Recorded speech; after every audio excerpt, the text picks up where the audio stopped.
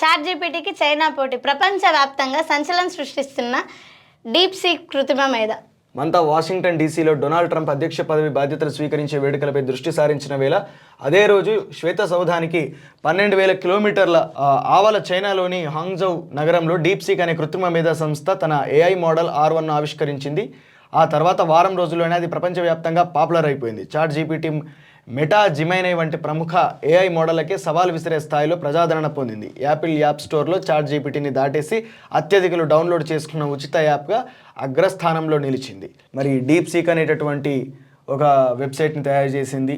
అంతకుముందు America chat జీపీటీని తయారు చేసింది. ఏఐని ఏ విధంగా వాడుకోవాలని చెప్పాను దాని మీద అనేక రకాలైనటువంటి వెబ్సైట్స్ కూడా సృష్టించబడ్డాయి. అన్నీ కూడా వాడుకలోపట ఉన్నాయి. జనం అందరూ కూడా వాటిని వాడుకుంటున్నారు. అంతేకాకుండా యూట్యూబ్ కావచ్చు, తర్వాత ఇప్పుడు ఎక్స్గా పిలువబడుతున్నటువంటి ట్విట్టర్ కావచ్చు, అంతకుముందు ఉన్నటువంటి వాట్సాప్ కావచ్చు, ఇవన్నీ కూడా ఈ ఎంఎన్సీ కంపెనీస్ అన్నీ కూడా మొత్తం కూడా ఈ ఆవిష్కరణలు అన్నీ ఎక్కడ జరిగినాయి? భారతదేశంలో జరగలే. ఈ ఆవిష్కరణలన్నీ కూడా మొత్తం అమెరికాలోనో లేకపోతే ఇంకా చైనాలోనో ఇట్లాంటి దేశాల్లోపట జరిగింది. కృత్రిమ మేధ యొక్క పూర్తి రూపకల్పన అనేది భారతదేశానికి సంబంధించి కాదు, కేవలం అమెరికాలోనే జరిగింది.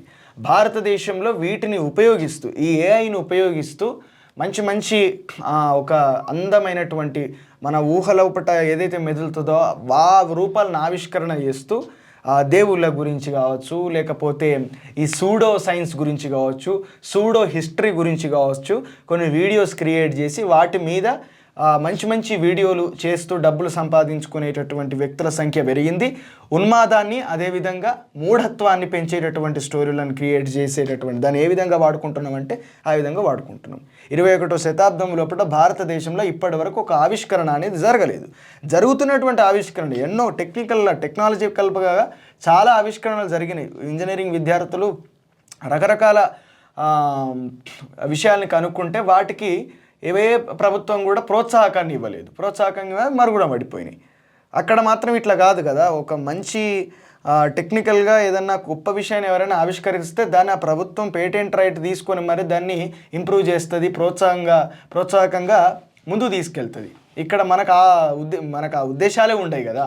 మనకు ఎంతసేపు మనకు మతాలు కావాలి, మసీదులు కావాలి, మందిరాలు కావాలి, చర్చిలు కావాలి, వాటి మధ్య జరిగే కొట్లాట కావాలి, దాని మీదకెళ్ళి రాజకీయం కావాలి, రాజకీయం మీదకెళ్ళి అధికారం కావాలి.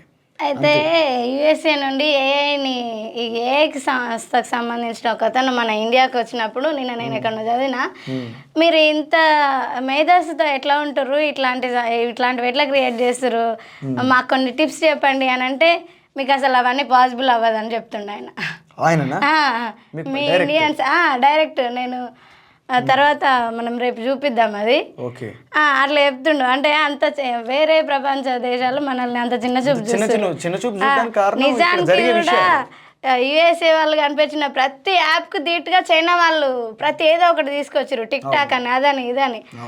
కానీ మన ఇండియాలో మాత్రం చాలా తక్కువ. ఏమనంటే టెలిగ్రామ్ పేరు చెప్తారు కావచ్చు. ఎందుకు పనికొస్తాను టెలిగ్రామ్? తెలుసు ఎందుకు పనికొస్తుందో. చిన్న వ్యాపారాలకి, స్టార్టప్స్కి అడ్వర్టైజ్మెంట్ కోసం ద తెలుగు రిపోర్ట్ ఛానల్ ద్వారా మీరు ప్రమోట్ చేయదలుచుకుంటే కింద స్క్రోల్ అవుతున్నటువంటి నెంబర్స్కి కాల్ చేసి సంప్రదించగలరు. Thank you.